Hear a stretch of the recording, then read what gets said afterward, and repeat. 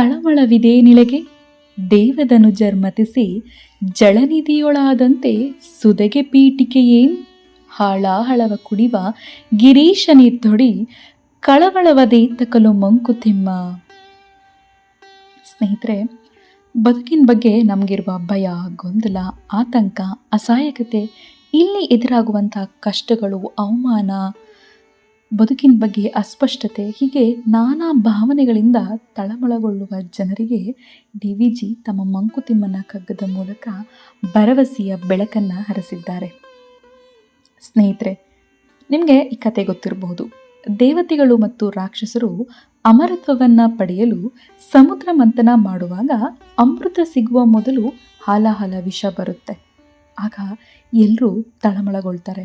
ಆದರೆ ಈಶ್ವರ ಆ ವಿಷವನ್ನು ಕುಡಿದು ತನ್ನ ಕಂಠದಲ್ಲಿ ಧರಿಸಿ ಎಲ್ಲರ ಆತಂಕವನ್ನು ದೂರ ಮಾಡ್ತಾನೆ.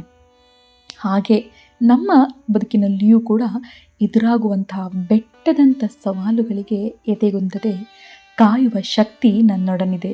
ಇಡೀ ಬ್ರಹ್ಮಾಂಡ ಸದಾ ನನ್ನ ಸಹಾಯಕ್ಕಾಗಿ ಸಿದ್ಧವಾಗಿರುತ್ತೆ ಎಂದು ಮನದಲ್ಲಿ ದೃಢ ನಂಬಿಕೆ ಇರಬೇಕು. ಕಷ್ಟಗಳು ಸುಖದ ದಿನಗಳಿಗೆ ಪೀಠಿಕೆಯಾಗಿ ಬರುತ್ತವೆ ಎಂಬುದನ್ನು ಮರೆಯಬಾರದು. ಆತ್ಮೀಯರೇ, ನಮ್ಮ ದೇಹದ ಪ್ರತಿ ಕಣಕಣದಲ್ಲೂ ಕೂಡ ಭಗವಂತನ ಚೈತನ್ಯ ಶಕ್ತಿ ಇರುವಾಗ ಭಗವಂತನಿಗಾಗಿ ಕೂಗೋದು ಬೇಡ. ಅಂತರ್ಮುಖಿಯಾದರೆ ಸಾಕು, ಜ್ಞಾನದ ಕಣ್ಣು ತೆರೆದುಕೊಳ್ಳುತ್ತೆ, ಭಗವಂತನ ದರ್ಶನವಾಗುತ್ತೆ. ಇನ್ನು ನಮ್ಮ ಪ್ರಕೃತಿ ಮಾತೆ ಸದಾ ನಮ್ಮ ಒಳಿತಿಗಾಗಿ ಸ್ಪಂದಿಸ್ತಾ ಇರ್ತಾಳೆ.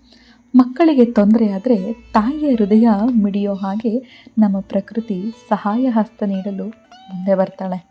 ಮಾತಾಪಿತಾ ಸ್ವರೂಪರಾಗಿರುವ ಪಾರ್ವತಿ ಪರಮೇಶ್ವರರಲ್ಲಿ ಶರಣಾದರೆ ಸಾಕು, ಎಲ್ಲವೂ ಒಳಿತಾಗುತ್ತೆ.